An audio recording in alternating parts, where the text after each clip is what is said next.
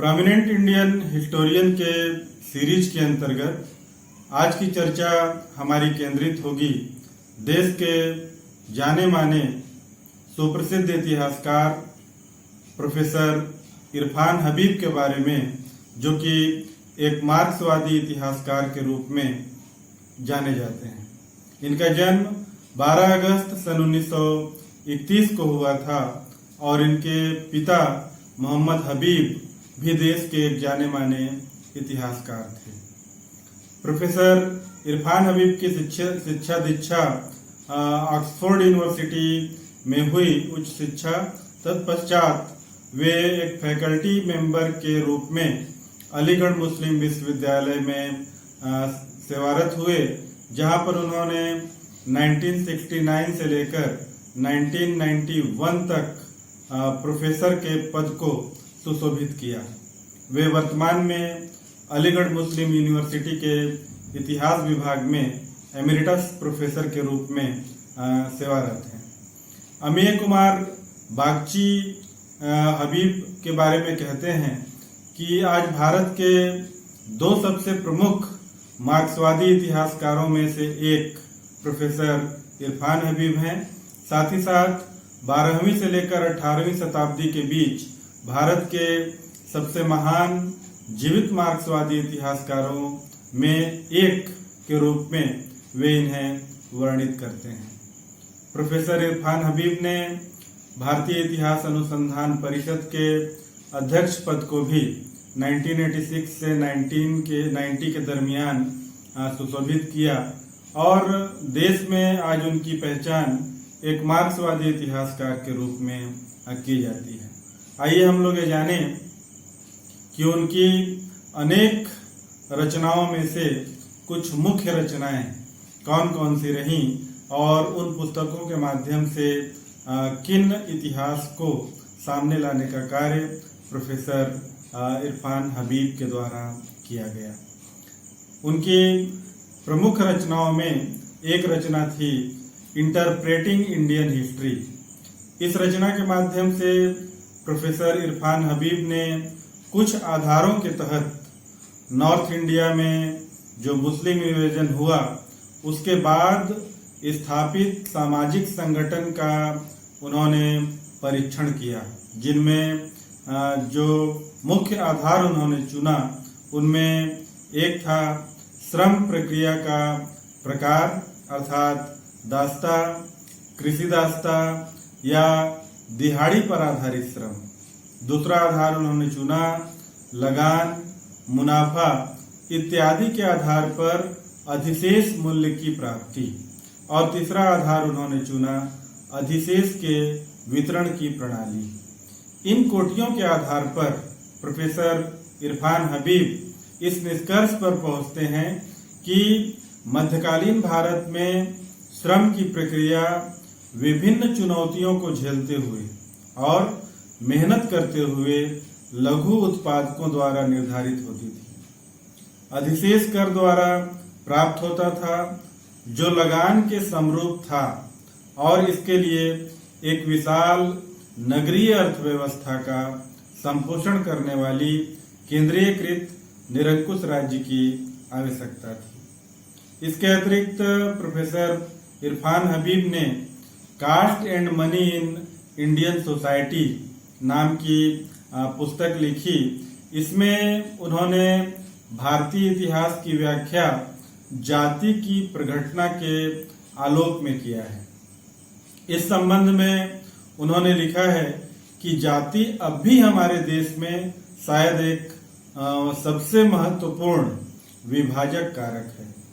श्रम का एक जड़ीभूत विभाजन के रूप में जाति उत्पादन संबंधों के एक अंश का निर्माण करता है।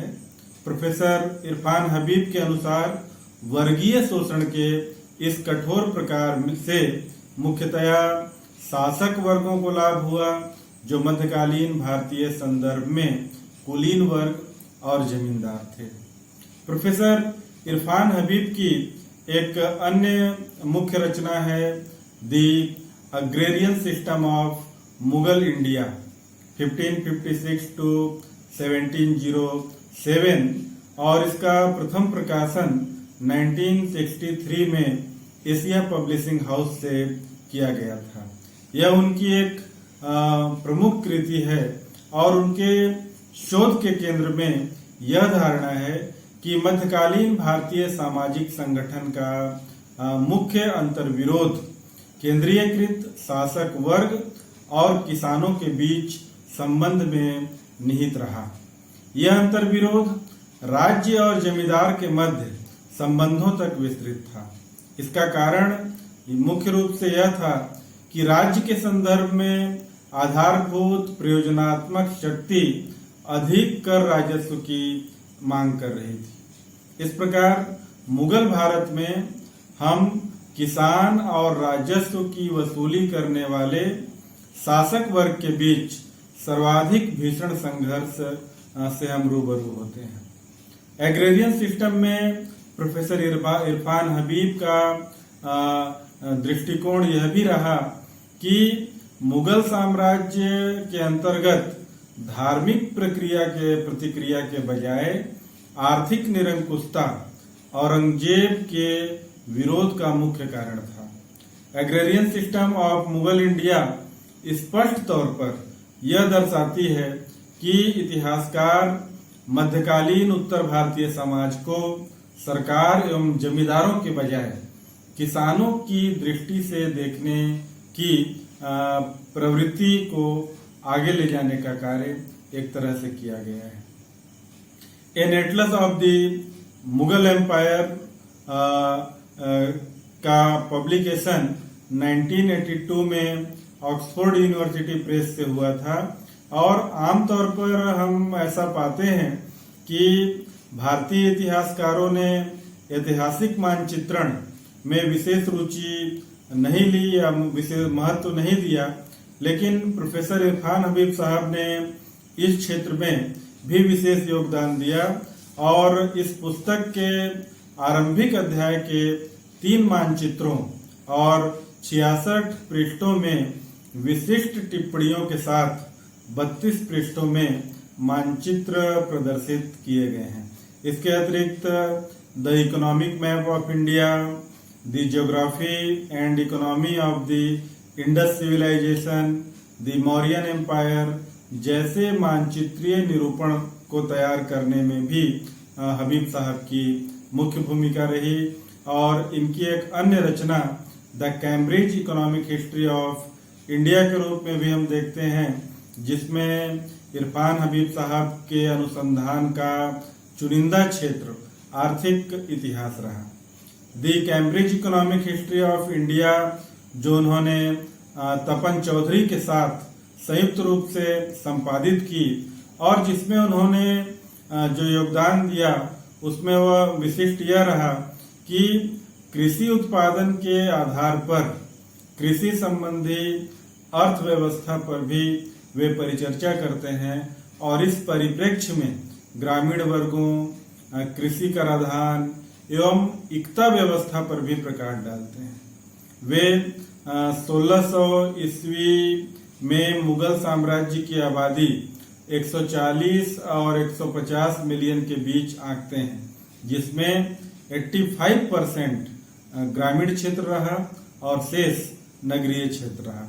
इस प्रकार प्रोफेसर इरफान हबीब के लेखन में जन साधारण को और विशेषकर उनके राजनैतिक, सामाजिक, आर्थिक एवं सांस्कृतिक परिवेश में किसान और उसके गांव को समझने का एक आग्रह किया गया है।